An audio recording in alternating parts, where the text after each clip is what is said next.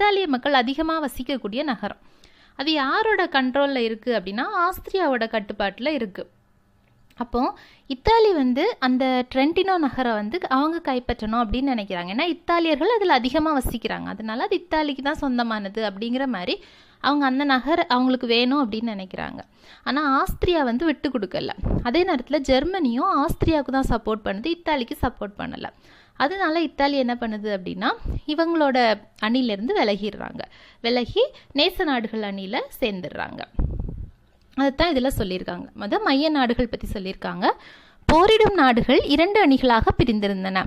மைய நாடுகள் அணியில் ஜெர்மனி, ஆஸ்திரியா, ஹங்கேரி, துருக்கி, பல்கேரியா ஆகிய நாடுகள் அங்கம் வகித்தன. இந்த 5 நாடுகளும் மைய நாடுகள் அணியில் இருந்துச்சு. தொடக்கத்தில் ஜெர்மனியோடும் ஆஸ்திரியாவோடும் அணிவகுத்திருந்த இத்தாலி பின்னர் விலகியது.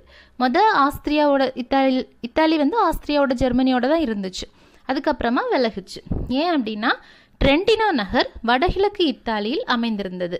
ஆனால் ஆஸ்திரிய ஹங்கேரி அரசின் ஆளுகைக்கு உட்பட்டிருந்த இத்தாலிய மக்கள் அதிகம் வாழும் ட்ரென்டினோ என்னும் நகரை மீட்க இத்தாலி மேற்கொண்ட முயற்சியை ஜெர்மனி ஆதரிக்கவில்லை என்பதே இத்தாலியின் விலகலுக்கு காரணமாகும். இப்போ ஆஸ்திரியா கிட்டே இருந்து அந்த ட்ரென்டினோ நகரை மீட்கிறதுக்கு ஜெர்மனி அவங்களுக்கு உதவி செய்யலை. அதனால தான் இத்தாலி இந்த மைய நாடுகள் அணியிலிருந்து விலகிருச்சு. அதனால் போர் வெடித்த போது இத்தாலி நடுநிலைமை வகித்தது. ஆனால் வடகிழக்கில் உள்ள பகுதியை பெற வேண்டும் என்னும் நோக்கத்தில் போரில் கலந்து கொள்ள முடிவு செய்தது.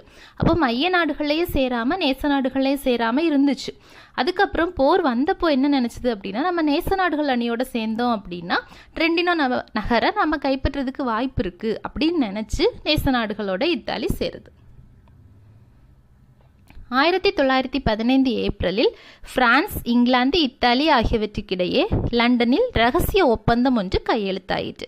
அதன்படி போருக்கு பின்னர் தான் விரும்பிய பகுதி தனக்கு வழங்கப்படும் என்பதன் அடிப்படையில் இத்தாலி மைய நாடுகளுக்கு எதிராக போரில் பங்கேற்க இசைந்தது.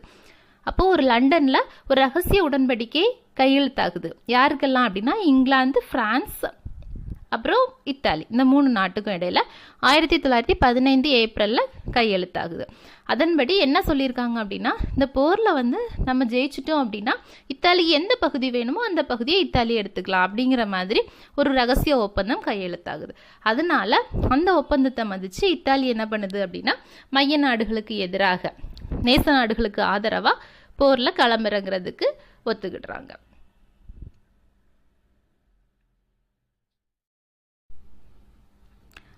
அப்போ மைய நாடுகளில் 5 நாடுகள் இருக்குது அப்படின்னு பார்த்தோம்.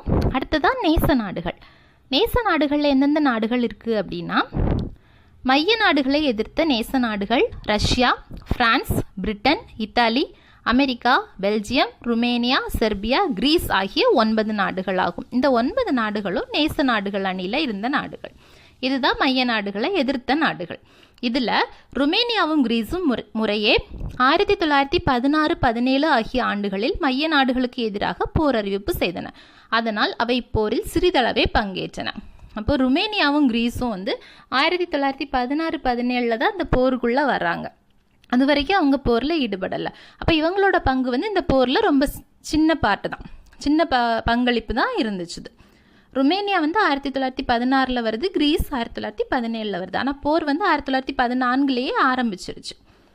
பெரும்பாலான அமெரிக்கர்கள் தங்கள் நாடு நடுநிலை வகிக்க வேண்டுமென விரும்பியதால் அமெரிக்கா முதல் 3 ஆண்டுகளுக்கு நேச நாடுகளுக்கு தார்மீக ஆதரவை நல்கியதோடு இங்கிலாந்திற்கும் பிரான்சிற்கும் பெருமளவில் பொருளுதவி வழங்கியது. அப்போது அமெரிக்காவும் இந்த நேச நாடுகள் அணியில் தான் இருக்குது. ஆனால் அமெரிக்கர்கள் வந்து நாங்கள் நடுநிலை வகிக்கணும் அப்படின்னு அந்த மக்கள் விரும்புகிறாங்க.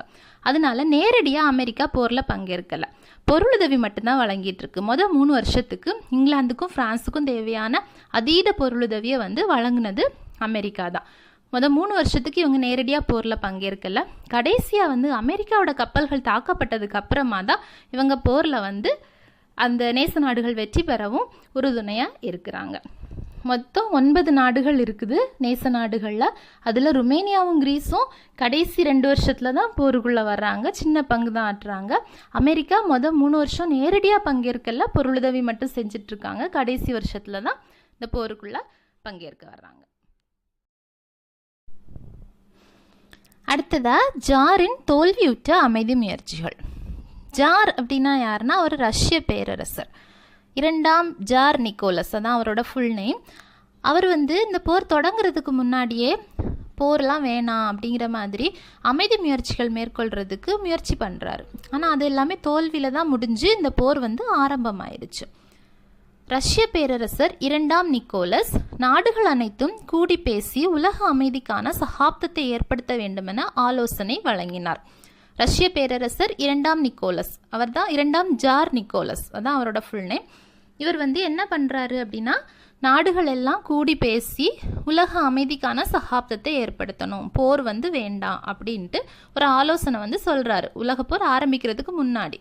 அவருடைய அழைப்பிற்கிணங்க 1899, 1907 ஆகிய ஆண்டுகளில் ஹாலந்து நாட்டின் தி ஹேக் நகரில் 2 அமைதி மாநாடுகள் கூட்டப்பட்டன. இப்போ 2 வருஷம் 2 அமைதி மாநாடுகள் கூட்டியிருக்காங்க இவரோட அழைப்பின் பேரில். இந்த 2ஆம் ஜார் நிக்கோலஸோட அழைப்பின் பேரில் 1899லையும் 1907லையும் ஹாலந்து நாட்டோட தி ஹேக் அந்த நகரில் 2 அமைதி மாநாடுகள் வந்து கூட்டப்பட்டது. ஆனால் எந்த விளைவும் ஏற்படவில்லை. இதனால எந்த பலனுமே ஏற்படலை. போர் வந்து கண்டிப்பாக நடந்தே ஆகும் அப்படிங்கிற மாதிரி அவங்களுக்குள்ள ஒரு சமரசம் ஏற்படலை. அதனால தான் போர் வந்து அதுக்கப்புறமா ஆரம்பமாயிருச்சு. அப்போ ரஷ்யா நேச நாடுகள் அணியில் சேர்ந்து போரிட்டது. இவரோட அமைதி முயற்சிகள் எல்லாம் தோல்வியாக போய் கடைசியில் ரஷ்யா என்ன பண்ணுச்சுன்னா நேச நாடுகளோட அணியில் சேர்ந்து போரில் பங்கேற்றது. இதில் ஹாலந்து அப்படின்னு போட்டிருக்காங்க இல்லையா, அது இப்போ இருக்கிற நெதர்லாண்டு. இந்த ஹாலண்டை தான் இப்போ பேர் மாற்றி இப்போ நெதர்லாண்டு அப்படின்னு சொல்கிறாங்க.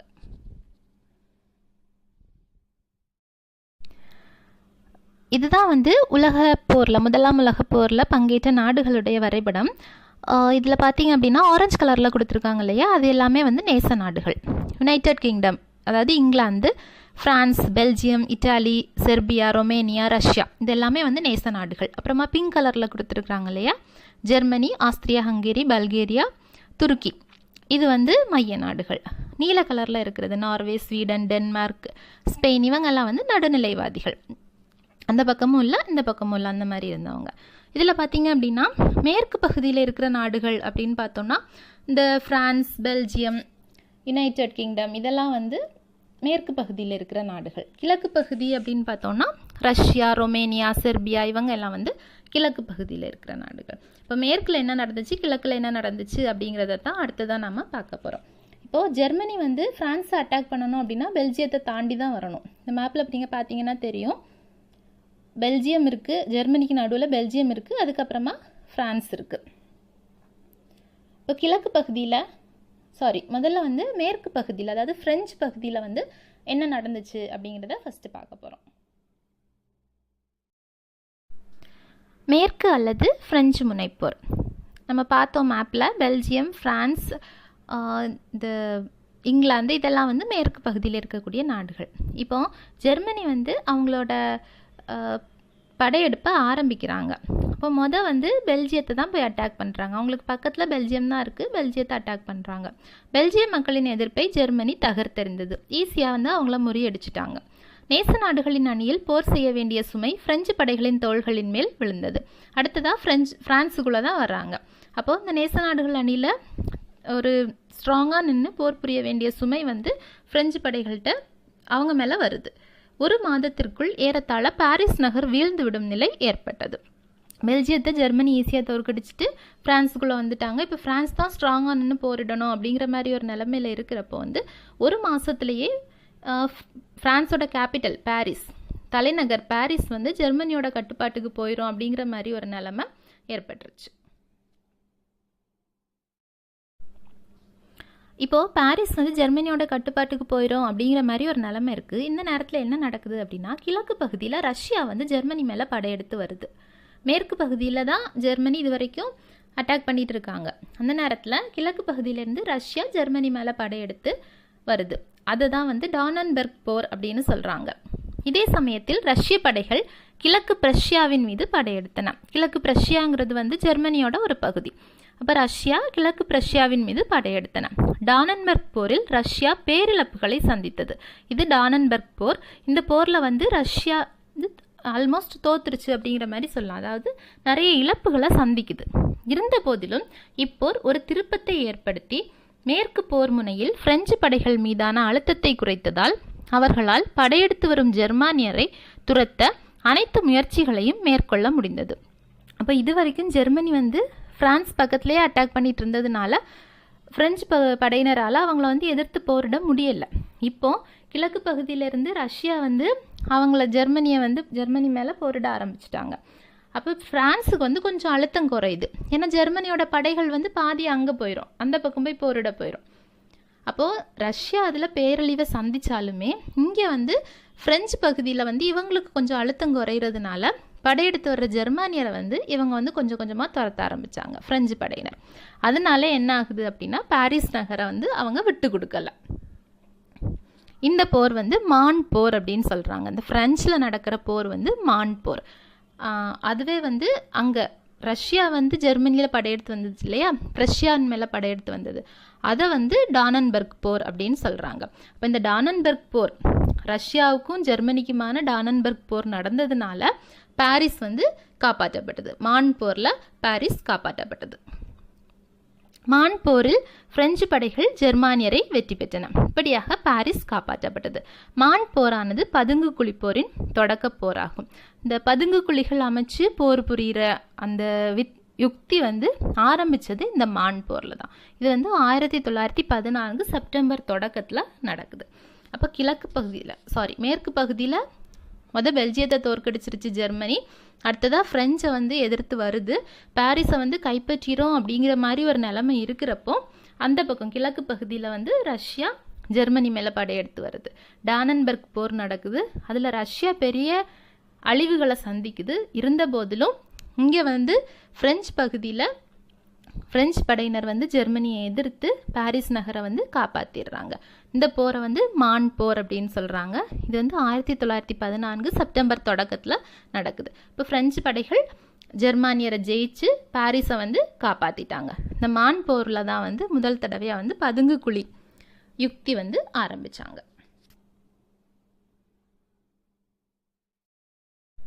அடுத்ததாக பதுங்கு குழி போர்னா என்ன அப்படின்னு போட்டிருக்காங்க.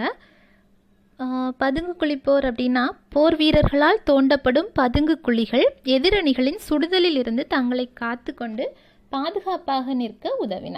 இந்த பிக்சரில் நீங்கள் பார்த்தீங்கன்னா தெரியும், பதுங்கு குழிகள் அமைச்சு அதுக்குள்ளே பதுங்கி இருந்து சுட்டாங்க. அப்போது மேலேருந்து வந்து குண்டு எரிஞ்சாலோ இல்லை துப்பாக்கியால் சுட்டாலோ அந்த வீரர்கள் வந்து தங்களை பாதுகாத்துக்க முடியும். அதுக்காக உபயோகப்படுத்தினது தான் இந்த பதுங்கு குழிகள்.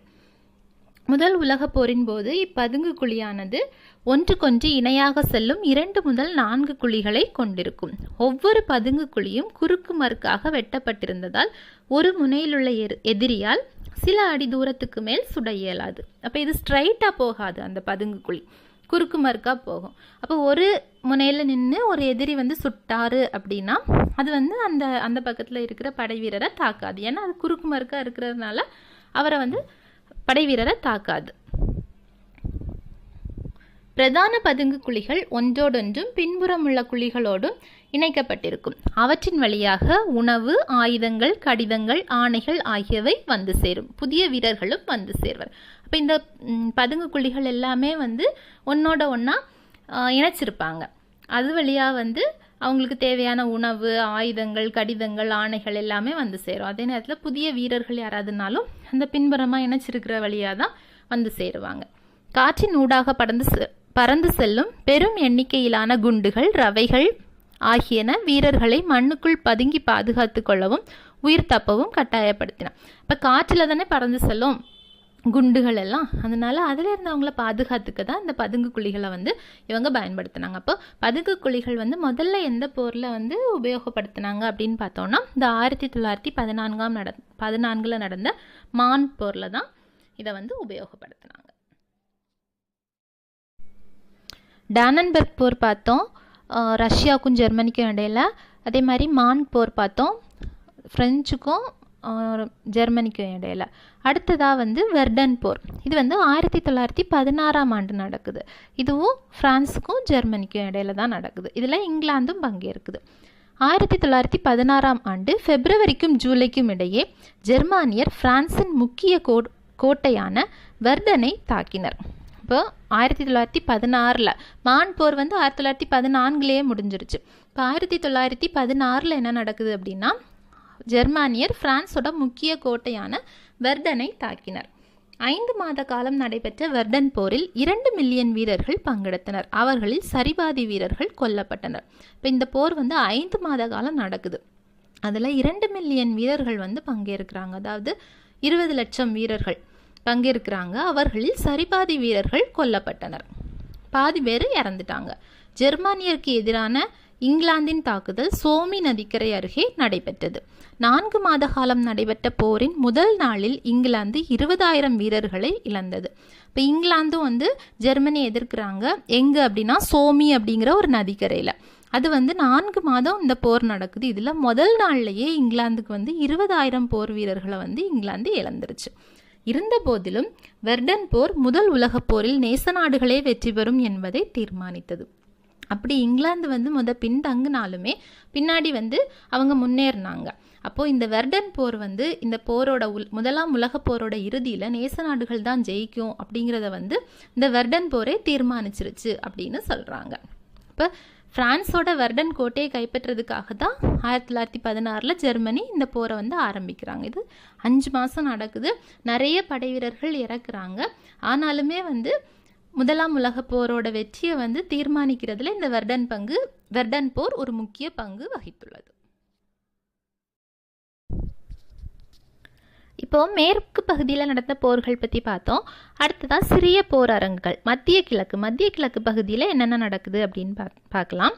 மைய நாடுகளுடன் சேர்ந்து துருக்கி போரிட்டது. தொடக்கத்தில் வெற்றிகளை பெற்றாலும் நேச நாடுகள் பின்னடைவுகளை சந்தித்தாலும் இறுதியில் துருக்கி தோற்கடிக்கப்பட்டது. அப்போது துருக்கி மைய நாடுகளோட தான் சேர்ந்து போரிடுது. முதல்ல இவங்க நல்ல போர் புரிஞ்சு வெற்றி பெற்றுட்டே இருந்தாங்க. நேச நாடுகள் தான் பின்னடைவை சந்திச்சிட்டு இருந்தது. ஆனால் பின்னாட்களில் துருக்கி தோற்கடிக்கப்படுது. துருக்கியர் சூயஸ் கால்வாயை தாக்க முயன்றனர். ஆனால் அது முறியடிக்கப்பட்டு துரத்தப்பட்டனர். அப்போ சூயஸ் கால்வாயை துருக்கி தாக்க போகுது. அதை கைப்பற்றுறதுக்கு முயற்சி பண்ணுறாங்க. ஆனால் அவங்களால அது முடியலை. அப்போது அது முறியடிக்கப்பட்டு துரத்தப்பட்டனர். இங்கிலாந்து முதலில் ஈராக்கிலும் பின்னர் பாலஸ்தீனத்திலும் சிரியாவிலும் துருக்கிய படைகளுடன் போரிட்டது. இப்போ இங்கிலாந்து துருக்கி கூட எங்கெல்லாம் வச்சு போரிடுது அப்படின்னா, முதல்ல ஈராக்கில் வச்சு சண்டை நடக்குது. அதுக்கப்புறமா பாலஸ்தீனத்திலையும் சிரியாவிலும் இந்த போர் நடக்குது. துருக்கிய படைகளுடனான போர் நடக்குது. அரேபியாவில் வளர்ந்து வரும் அரேபிய தேசிய உணர்வினை சாதகமாக்கி கொண்டு ஒரு ஆங்கில உளவாளி ஒரு புரட்சியை திட்டமிட்டு நடத்தினார். இப்போ அந்த அரேபிய நாடுகளில் என்ன பண்ணுறாங்க அப்படின்னா, ஒரு ஆங்கில உளவாளி திட்டமிட்டு ஒரு புரட்சியை தூண்டி விட்டுறாரு. அப்போ நாட்டுக்குள்ளே புரட்சி நடக்கிறப்ப அவங்களால வெளியே போர் புரிய முடியாது இல்லையா? அதுக்காக ஒரு ஆங்கில உளவாளி திட்டம் போட்டு அவங்க ஒரு புரட்சியை தூண்டி விடுறாரு. இதுவும் இந்த அரேபிய நாடுகள் பின்தங்கி போகிறதுக்கு ஒரு காரணம் அப்படின்னு சொல்கிறாங்க. பிரிட்டன் துருக்கியை நேரடியாக தாக்கியதோடு கான்ஸ்டாண்டினோபிளையும் கைப்பற்ற முயன்றது.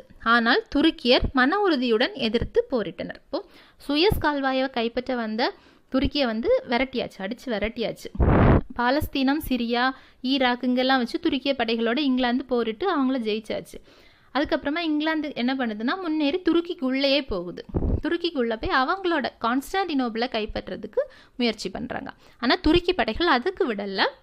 கான்ஸ்டாண்டினோபிளை கைப்பற்ற விடாமல் அவங்க எதிர்த்து வலிமையாக போரிட்டாங்க. இது மத்திய கிழக்கு பகுதியில் நடக்குது.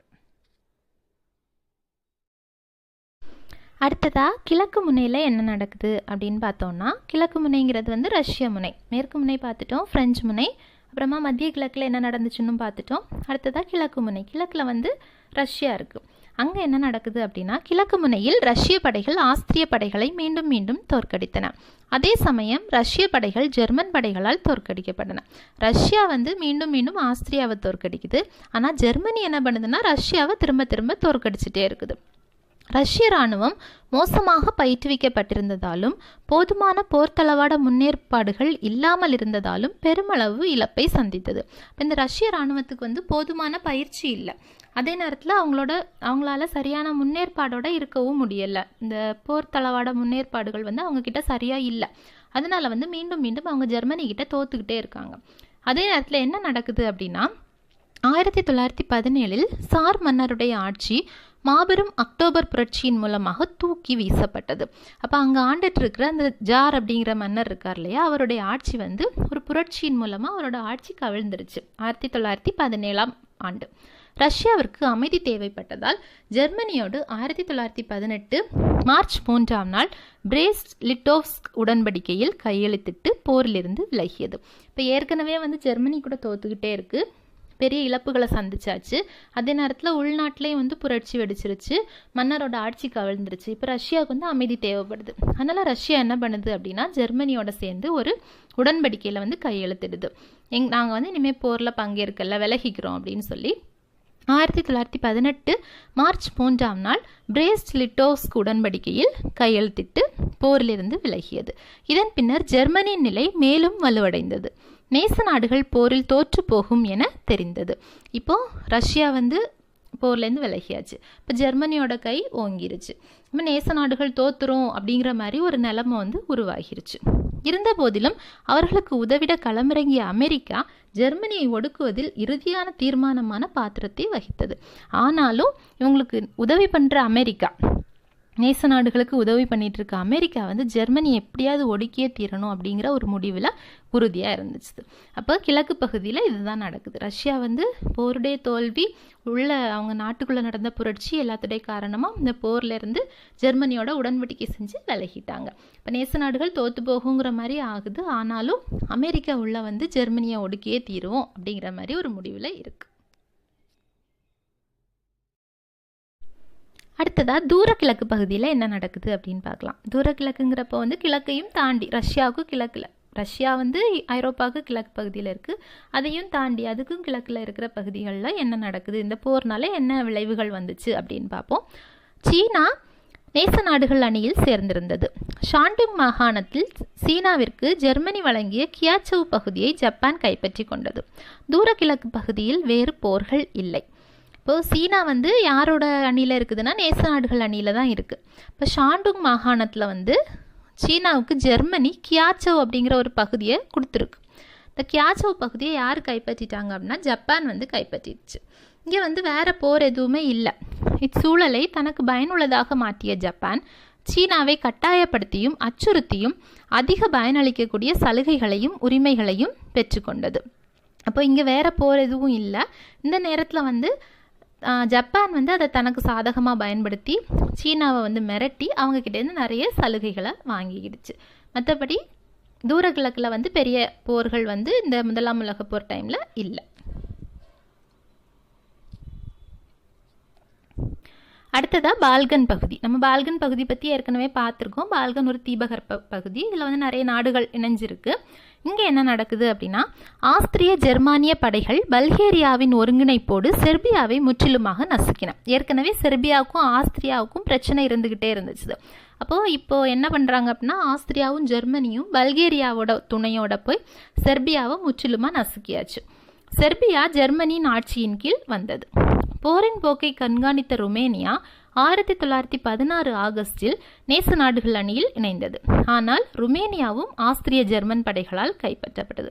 இப்போ முதவே வந்து செர்பியாவை ஜெர்மனி கைப்பற்றிடுச்சு. இப்போ ருமேனியா வந்து பார்த்துக்கிட்டே இருக்குது யாரோட போய் சேர்றது அப்படின்னு. இப்போ போருடைய போக்கை பார்த்துட்டு 1916 இது என்ன பண்ணுது அப்படின்னா நேச நாடுகள் அணியில் போய் சேருது.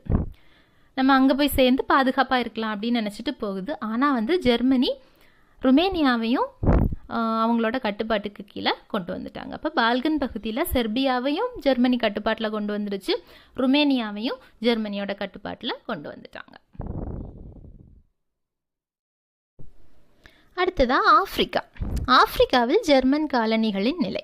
இப்போ ஆப்பிரிக்கா வந்து இந்த போருக்கும் அதுக்கும் எந்த சம்மந்தமும் கிடையாது. ஆனால் ஜெர்மனியோட காலனிகள் நிறைய ஆப்பிரிக்காவில் இருக்குது. காலனிகளுக்காக தான் இந்த போரே. அப்போது அந்த காலனிகளோட நிலைமை என்ன ஆகுது அப்படின்னு பார்த்தோம்னா கிழக்கு மற்றும் மேற்கு ஆப்பிரிக்காவில் இருந்த ஜெர்மன் காலனிகளும் நேச நாடுகளால் தாக்கப்பட்டன. இக்காலனிகள் அனைத்தும் ஜெர்மனியிலிருந்து தொலைதூரத்தில் இருந்ததால் அவற்றால் உடனடியாக எவ்வித உதவியையும் பெற முடியாமல் போனதால் நேச நாடுகளிடம் சரணடையும் நிலை ஏற்பட்டது. இப்போ கிழக்கு மற்றும் மேற்கு ஆப்பிரிக்காவில் வந்து ஜெர்மனியோட காலனிகள் நிறைய இருக்குது. இதையெல்லாம் போய் நேச நாடுகள் தாக்குது. இப்போ ஜெர்மனி வந்து இங்கே வெற்றி பெற்றுட்டே இருக்குது. அதனால நேச நாடுகள் என்ன பண்ணுறாங்கன்னா அவங்களோட காலனிகளை போய் தாக்குறாங்க. அப்போ அந்த காலனிகள்கிட்ட வந்து போர் புரியறதுக்கான எந்த ஒரு வசதிகளுமே இல்லாமல் இருக்கும். அதே நேரத்தில் ஜெர்மனியும் அங்கேருந்து ரொம்ப தூரத்தில் இருக்குது. உடனடியாக எந்த உதவியுமே பெற முடியாத ஒரு நிலைமை. அப்படி இருந்ததுனால அவங்க என்ன பண்ணிட்டாங்கன்னா நேச நாடுகள்கிட்ட சரணடைஞ்சிட்டாங்க. அப்போது இந்த காலனிகள் எல்லாமே நேச நாடுகளோட கட்டுப்பாட்டுக்கு போயிடுச்சு. அடுத்ததா இத்தாலி. ஆஸ்திரிய தாக்குதலை எதிர்கொள்ள முடியாத இத்தாலி. இத்தாலி 1916 மே திங்களில் நேச நாடுகள் அணியில் இணைந்தது. நம்ம ஏற்கனவே பார்த்தோம், வந்து மைய நாடுகள்கிட்ட தான் இருந்துச்சு இத்தாலி. அதுக்கப்புறமா ஆஸ்திரியாவுக்கும் இத்தாலிக்கும் பிரச்சனை வரப்போய் இத்தாலி நடுநிலையாக இருக்கலாம் அப்படின்னு நினைக்குது. திரும்பவும் என்ன பண்ணுது அப்படின்னா, அந்த பகுதியை கைப்பற்றணும், ஆஸ்திரியா கிட்டே இருந்து அவங்களோட பகுதியை கைப்பற்றணுங்கிறதுக்காக நேச நாடுகள்கிட்ட இணையுது. அப்போ நேச நாடுகள் கூட 1916 மே திங்களில் இணையுது. ஆஸ்திரியாவை எதிர்த்து போரிட்ட இத்தாலியர் தொடர்ந்து தங்கள் எதிர்ப்பை நீட்டித்தனர். அப்போது ஆஸ்திரியாவுக்கு எதிராக இவங்க போரிட்டுக்கிட்டே இருக்கிறாங்க. ஆனால் ஆஸ்திரியாவிற்கு உதவியாக ஜெர்மானியர் களமிறங்கிய போது இத்தாலி நிலை குலைந்தது. இப்போ ஆஸ்திரியாவுக்கு என்ன ஒரு பிரச்சனைனாலும் ஜெர்மனி களமிறங்கும். அப்படி ஜெர்மனி இத்தாலியை எதிர்த்தப்போ இத்தாலியால் ஜெர்மனியை எதிர்த்து போராட முடியல, இத்தாலி நிலை குலைஞ்சு போச்சு. இப்படியா ஒவ்வொரு பகுதியிலையும் ஒரு சில பகுதியில் மைய நாடுகளோட கை ஓங்கியிருக்கும், ஒரு சில பகுதியில் நேச நாடுகளோட கை ஓங்கியிருக்கும். இந்த மாதிரி மாறி மாறி இருந்துக்கிட்டே இருந்துச்சு. கடைசியாக மைய நாடுகள் எங்கெங்கே வெற்றி பெற்றது அப்படின்னு பார்க்கலாம். மைய நாடுகள் வெற்றிகரமாக பெல்ஜியத்தையும் பிரான்சின் வடகிழக்கு பகுதியையும் போலந்து, செர்பியா, ருமேனியா ஆகியவற்றையும் கைப்பற்றின. அப்போ மைய நாடுகளுக்கு கடைசியில் எந்த நாடுகள்லாம் கிடச்சுன்னா, பெல்ஜியத்தை கைப்பற்றிருச்சு, பிரான்ஸோட வடகிழக்கு பகுதியை கைப்பற்றிருச்சு, போலந்து, செர்பியா, ருமேனியா இந்த நாடுகளையும் இந்த மைய நாடுகள் கைப்பற்றியாச்சு. போரின் மையமானது மேற்கு முனையிலும் கடல்களிலுமே நிலை கொண்டிருந்தது. கடல்களில் நேச நாடுகளே ஒப்புயர்வற்ற இடத்தை வகித்தன. அப்போது இந்த போரோட மையம் இப்போ எங்கே அப்படின்னா கடல் பகுதியில் தான் இருக்குது. கடல் பகுதியில் தான் மெயினாக இவங்க சண்டை போட்டுக்கிட்டே இருக்கிறாங்க. ஆனால் கடல் பகுதியில் நேச நாடுகளோட கை தான் ஓங்கி இருந்துச்சு. கடல் பயணப்பாதைகளை நேச நாடுகள் கட்டுப்படுத்தியதால் மைய நாடுகளுக்கு செல்ல வேண்டிய உணவு, ஏனைய பொருட்கள் ஆகியவற்றை அவர்களால் தடுத்து நிறுத்த முடிந்தது. இதனால் ஜெர்மனியிலும் ஆஸ்திரியாவிலும் பெண்களும் குழந்தைகளும் பட்டினியாலும் வறுமையாலும் துயருற்றனர். அப்போது கடல் பகுதி ஃபுல்லாக நேச நாடுகளோட கண்ட்ரோலில் இருக்குது. அப்போது மைய நாடுகளுக்கு செல்லக்கூடிய உணவு, முக்கிய அத்தியாவசிய பொருட்கள் எல்லாத்தையும் இவங்க தடுத்துட்டாங்க நேச நாடுகள். அதனால ஆஸ்திரியாலையும் ஜெர்மனிலையும் என்ன ஆகுது அப்படின்னா பஞ்சம் தலைவிரிச்சாடுது. ஏன்னா அவங்களுக்கு உணவுப் பொருட்கள் கடல் வழியாக கிடைக்கல. அதனால அங்கே இருக்கிற குழந்தைகளும் பெண்களும் பட்டினியால் வறுமையாலும் துயருற்றனர். ஜெர்மனி இங்கிலாந்தின் மீது வான்வழி தாக்குதலை மேற்கொண்டது. லண்டன் மீதும் தொழிற்சாலைகள் அமைந்திருந்த பகுதிகளின் மீதும் குண்டுகள் வீசப்பட்டன. பின்னர் பொதுமக்களை இலக்காக கொண்டு குண்டுகள் வீசப்பட்டன. அப்போ கடல் வழியாக இவங்க உணவுப் பொருட்களை எல்லாம் தடுத்து நிறுத்திட்டாங்க நேச நாடுகள். ஜெர்மனிக்கு பஞ்சம், பசி, பட்டினின்னு இருக்குது. இப்போ என்ன பண்ணுது அப்படின்னா ஜெர்மனி வான்வழி தாக்குதலில் ஈடுபடுது. குண்டு எறிகிறாங்க. லண்டன்லையும் தொழிற்சாலைகள் அதிகமாக இருக்கிற இடத்துலையும் முதல்ல குண்டெறிகிறாங்க. அதுக்கப்புறம் பொதுமக்கள் அதிகமாக இருக்கிற இடத்துல குண்டெறிகிறாங்க. ஜெர்மனி விஷவாயுவை அறிமுகம் செய்தது. பின்னர் இருதரப்பினருமே அவ்வாயுதத்தை பயன்படுத்தலாயினர். இப்போ முதல்ல ஜெர்மனி என்ன பண்ணுதுன்னா விஷவாயுவை பயன்படுத்தி அடுத்த நாட்டு மக்களை கொல்லுது. அதுக்கப்புறமா இந்த நேச நாடுகள் அணியினருமே இந்த விஷவாயுவை பயன்படுத்தி ஜெர்மனியை தாக்க ஆரம்பித்தாங்க. இந்த மாதிரி ஒரு சூழல் போய்கிட்டு இருக்குது.